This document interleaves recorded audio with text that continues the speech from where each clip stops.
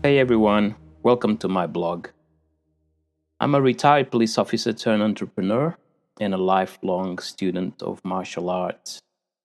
If you like what you hear, please leave your comment and subscribe to my blog. My intention is to release one blog post per week. Stay tuned. Chapter 1 First Contact. The Yoname days, my first real brush with Brazilian Jiu Jitsu came at Ultimate Mixed Martial Arts in Heathmont, where the main syllabus was old school Goju Ryu karate with plenty of kata to keep you honest and your knees aching. There was also a sprinkle of judo, wrestling, boxing, and something labeled self-defense, and BJJ floated around more as a talking point than an actual class. Back then, around 2007, Brazilian Jiu-Jitsu still felt foreign in suburban Australia, and proper black belts were rare. The message from the instructors was clear. It was too technical to tack onto an already crowded timetable and needed its own dedicated training if you were serious. Our coach was a blue belt, the second adult rank in BJJ, which meant he had solid fundamentals and hundreds of hours of mat time. But to my mind then it still sounded like knows enough to be dangerous, mostly to himself. That attitude did not age well.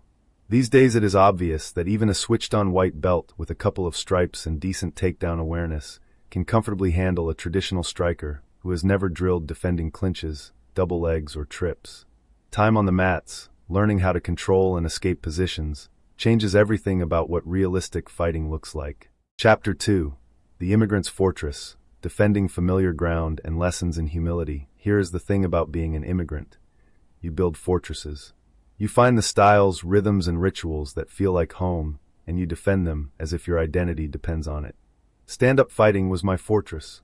On my feet, I felt sharp, efficient, even dangerous, armed with the kicks learned from grainy Jean-Claude Van Damme tapes and the stance my first sensei drilled into me for years. The ground, by contrast, looked like chaos, like pointless rolling around, like surrendering before the real fight had even started. Layered on top of that was a stubborn belief that only black belts could teach properly, that anyone below that rank was still guessing. In my head, black belts had earned their wisdom. Everyone else was just rehearsing. Looking back, that was pure ego dressed up as respect. An immigrant's mistake of confusing rigid hierarchy with real knowledge and mistaking gatekeeping for integrity.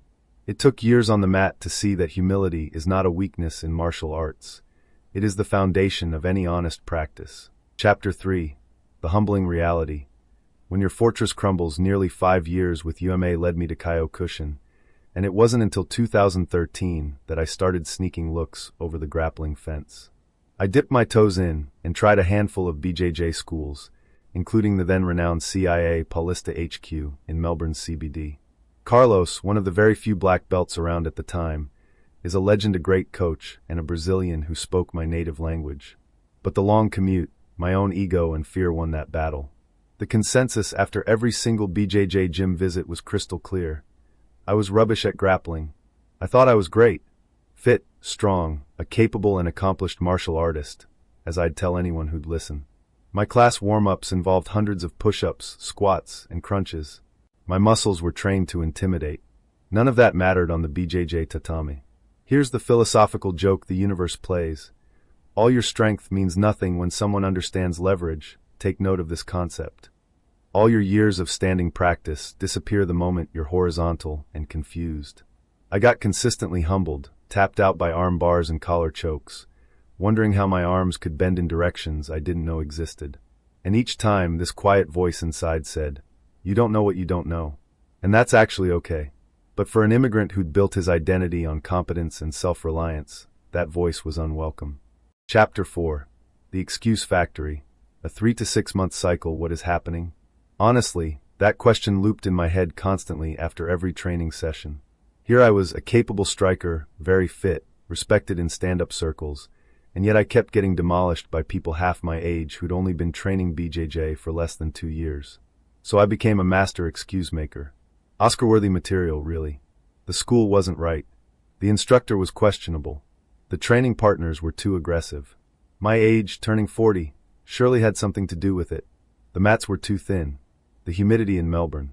The phase of the moon. There was always a reason, never my fault, obviously. This is the immigrant's second trick. We're brilliant at explaining why failure is circumstantial, never personal. The pattern became almost poetic in its predictability. Show up with confidence, get demolished, suffer a hip flexor injury or a shoulder that suddenly remembers it's mortal. Take 3 to 6 months off while the excuse ferments, rinse and repeat. Each break got longer. Each return got harder. And each time, I'd retreat to my comfort zone. Solid stand-up, spinning kicks that would impress my mate's mum's strong striking defense. Fortress rebuilt, buttressed with new excuses, armed with fresh rationalizations. The real kicker?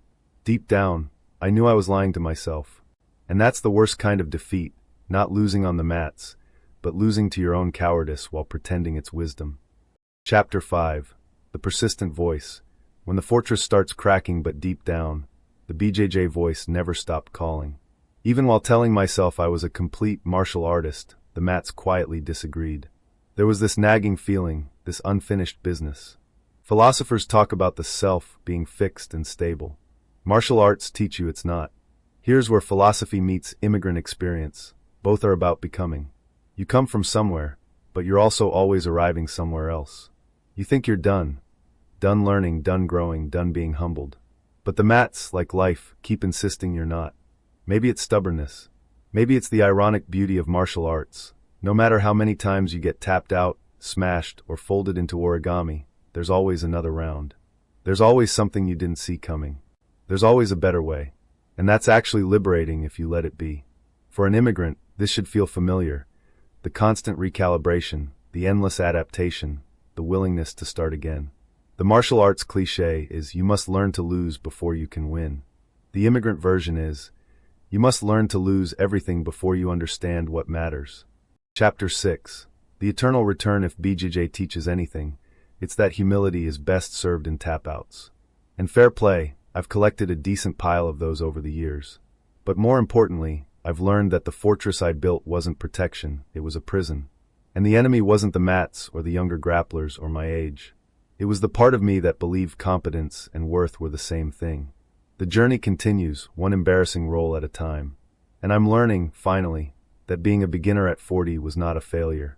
It was a choice. And choosing to start again, to be humbled again, to not know again, that's the real martial art. I am 52 now, and I have happily adopted a white belt mentality, staying inquisitive and always looking forward to learning new things.